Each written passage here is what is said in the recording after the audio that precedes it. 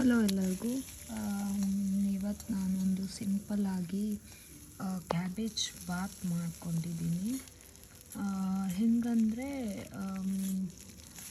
ಮಾಮೂಲಿ ಒಗ್ಗರಣೆ, ಕಡಲೆಬೇಳೆ, ಉದ್ದಿನಬೇಳೆ, ಸಾಸಿವೆ, ಕರಿಬೇವಿನ ಸೊಪ್ಪು, ಒಣಮೆಣಸು ಹಾಕ್ಕೊಂಡು ಅದ್ರ ಜೊತೆಗೆ ಒಂದು ಹಸಿಮೆಣಸು ಹಾಕ್ಕೊಂಡಿದ್ದೀನಿ.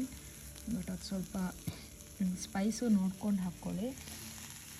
ಅದ್ರ ಜೊತೆ ಒಗ್ಗರಣೆ ಆದಮೇಲೆ ಆನಿಯನ್ ಹಾಕ್ಕೊಂಡಿದ್ದೀನಿ. ಆನಿಯನ್ ಸ್ವಲ್ಪ ಫ್ರೈ ಆದಮೇಲೆ ಬಟಾಣಿ ಹಾಕ್ಕೊಂಡು ಸ್ವಲ್ಪ ಹೊತ್ತಲ್ಲಿ ಕ್ಯಾಬೇಜ್ ಹಾಕ್ಕೊಂಡಿದ್ದೀನಿ.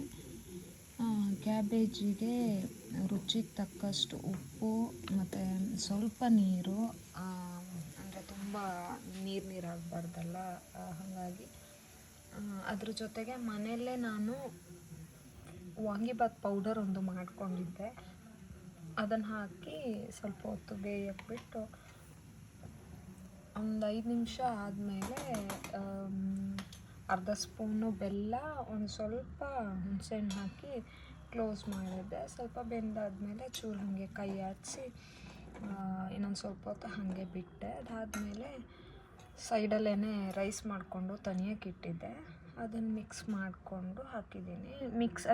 ರೈಸ್ ಹಾಕ್ಕೊಳ್ಳೋ ಮೊದಲು ಒಂದು ಸತಿ ಉಪ್ಪು ನೋಡ್ಕೊಳ್ಳಿ, ಇಲ್ಲಾಂದರೆ ಲಾಸ್ಟಲ್ಲಿ ಬೇಕಾದರೆ ಉಪ್ಪು ಮಿಕ್ಸ್ ಮಾಡ್ಕೊಬೋದು. ಇವನ್ ಖಾರನೂ ಬೇಕಾದರೆ ಬೆಲ್ಲ, ನೀವು ತುಂಬ ಸ್ಪೈಸ್ ತಿನ್ನಲ್ಲ ಅಂದರೆ ಬೆಲ್ಲನೂ ಹಾಕ್ಕೊಬೋದು. ಚೆನ್ನಾಗಿರುತ್ತೆ ಊಟಕ್ಕೆ.